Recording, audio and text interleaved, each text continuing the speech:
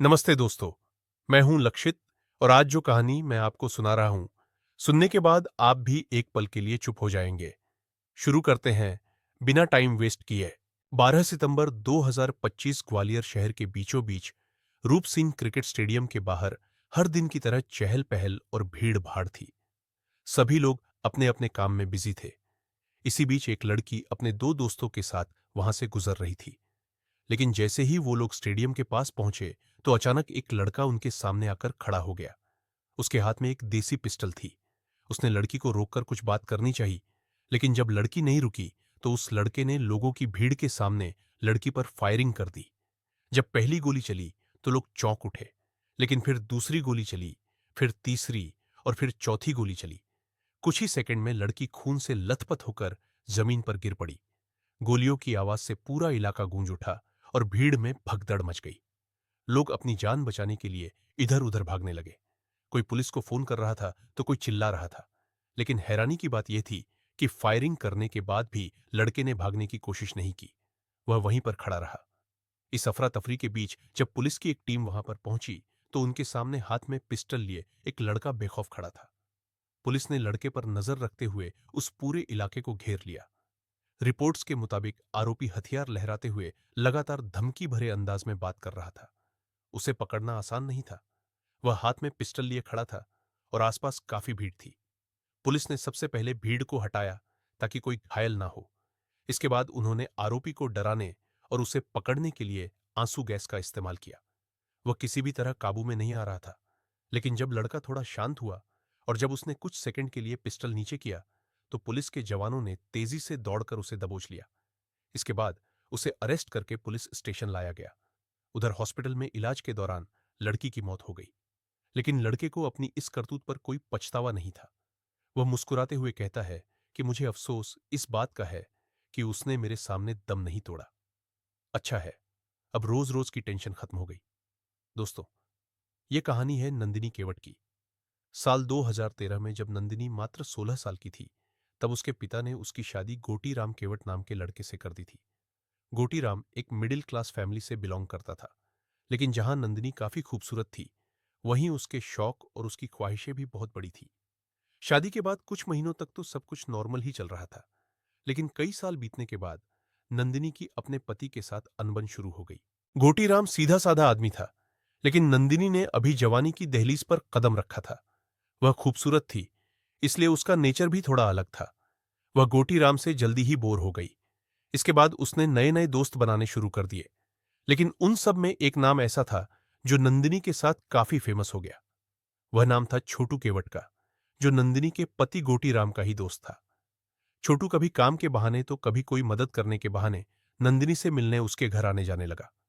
कुछ महीनों तक तो उन दोनों के बीच यह अफेयर यूं ही चलता रहा। लेकिन फिर गोटीराम को शक होने लगा कि उन दोनों के बीच जरूर कुछ चल रहा है।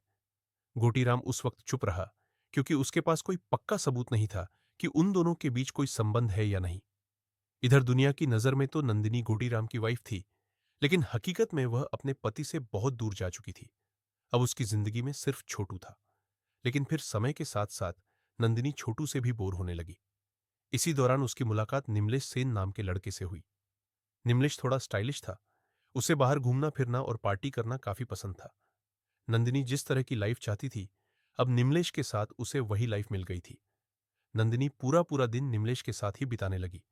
वो दोनों छुप छुप कर मिलने के बजाय अब खुलेआम मिलने लगे और एक साथ घूमने लगे। लोग उनके बारे में बातें करते थे, लेकिन नंदिनी को इन सब से कोई फर्क नहीं पड़ता था। वो निमलेश के अलावा किसी से कोई मतलब नहीं रखती थी।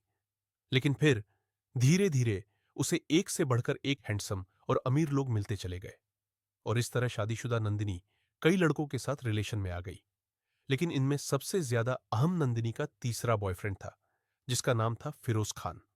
फिरोज ब्रांडेड कपड़े पहनता, महंगे मोबाइल चलाता, महंगी बाइक और गाड़ियों का शौक। फिरोज का यूं अपनी लाइफ को शो ऑफ करना नंदिनी को बहुत ज्यादा अट्रैक्टिंग लगता था। और फिर यहीं से नंदिनी एक ऐसी दलदल में फंसती चली गई जहां से जिंदा बाहर निकलना उसके लिए मुमकिन नहीं था। असल में उस वक्त नंदिनी ने निमलेश को भी नहीं छोड़ा था।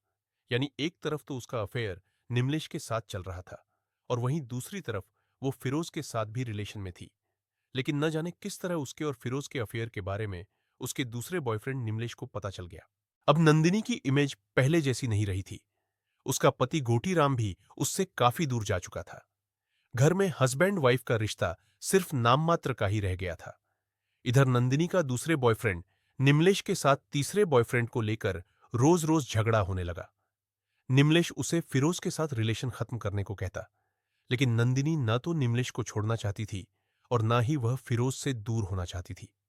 लेकिन अब उसके लिए तीन तीन रिश्तों को निभाना और हर दिन नए नए झूठ बोलना बहुत मुश्किल हो गया था।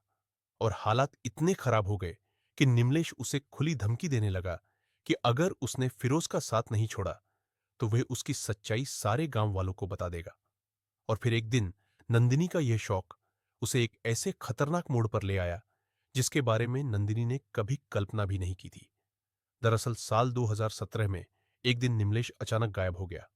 घर वालों ने उसे बहुत ढूंढा, लेकिन जब उसका कुछ पता नहीं चला तो निमलेश के परिवार वालों ने पुलिस चौकी में उसकी मिसिंग रिपोर्ट लिखवाई। आखिरकार पुलिस के तलाश करने पर कई दिन बाद निमलेश की डेड बॉडी बरामद कर ली गई। क्योंकि मामला साफ था, इसलिए नंदिनी पर ही आरोप लगा कि उसने ही अपने साथियों के साथ मिलकर निमलेश का मर्डर किया है। इसके बाद नंदिनी को अरेस्ट करके जेल भेज दिया गया। लेकिन इस केस ने नंदिनी की दुनिया ही बदल कर रख दी। वह 4.5 साल तक जेल में रही और साल 2022 में सबूतों की कमी और गवाहों के पलट जाने की वजह से कोर्ट ने नंदिनी समेत सभी आरोपियों को बरी कर दिया।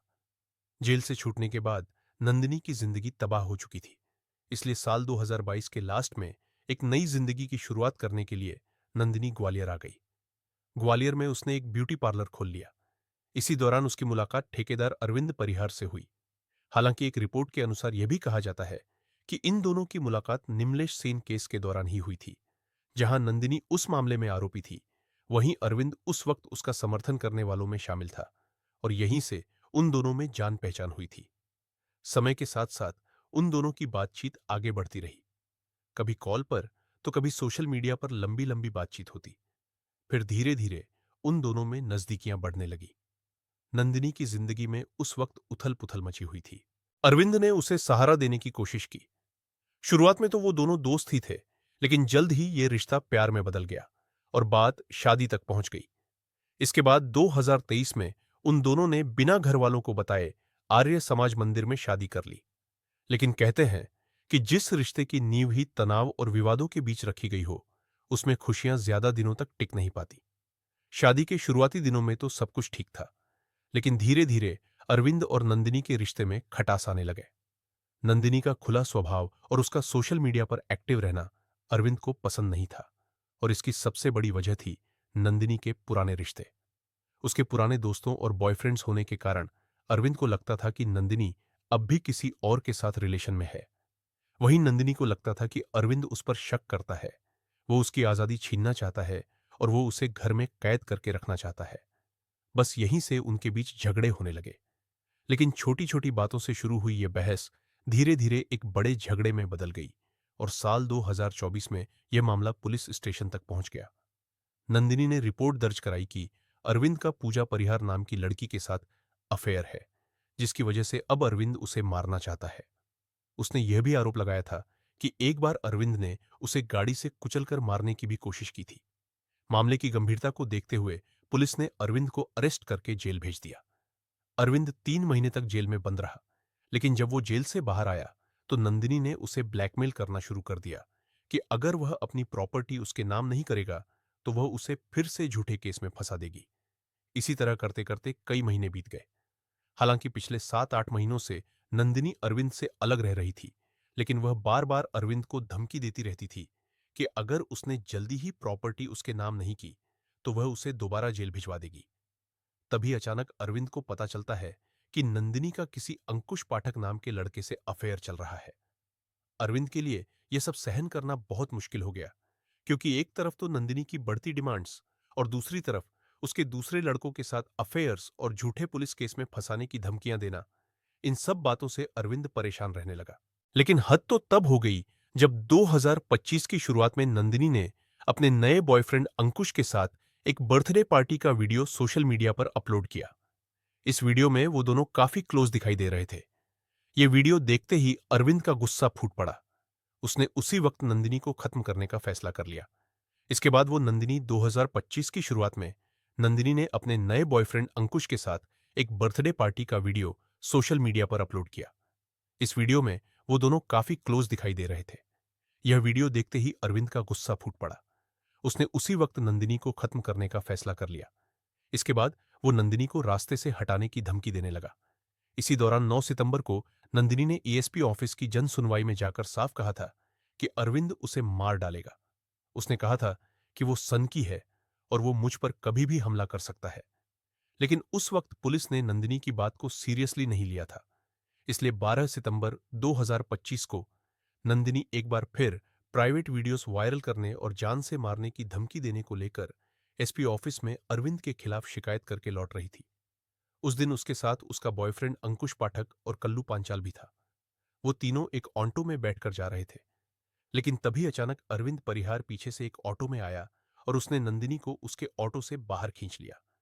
अरविंद के हाथ में पिस्टल देखकर ऑटो ड्राइवर और नंदिनी का बॉयफ्रेंड अंकुश पाठक भी नंदिनी को अकेला छोड़कर भाग गए।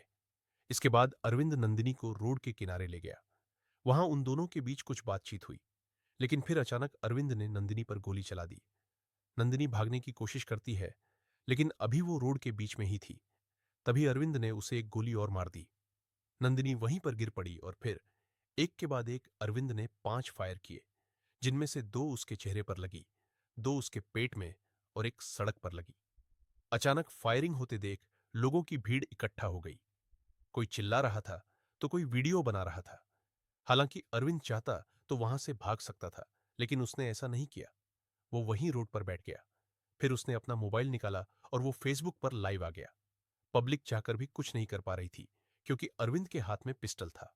पुलिस ने भी अरविंद को पकड़ने की कोशिश की, लेकिन अरविंद कभी पिस्टल को अपनी कनपटी से लगाकर गोली मारने की धमकी देता, तो कभी पिस्टल को वो पुलिस वालों की तरफ तान लेता। लेकिन काफी मशक्कत के बाद मौका पाकर पुलिस ने अरविंद को दबोच लिया। इसके बाद उसे अरेस्ट करके जेल भेज दिया गया। उधर नंदिनी ने हॉस्पिटल ले जाने के दौरान ही दम तोड़ दिया था। अरविंद का कहना था कि नंदिनी चाहती थी कि वो अपनी पहली पत्नी को छोड़ दे और सारी प्रॉपर्टी नंदिनी के नाम कर दे। लेकिन जब अरविंद नहीं माना तो उसने अरविंद पर झूठे केस करने शुरू कर दिए। इन सब के चलते ही आखिरकार मजबूर होकर अरविंद को यह कदम उठाना पड़ा।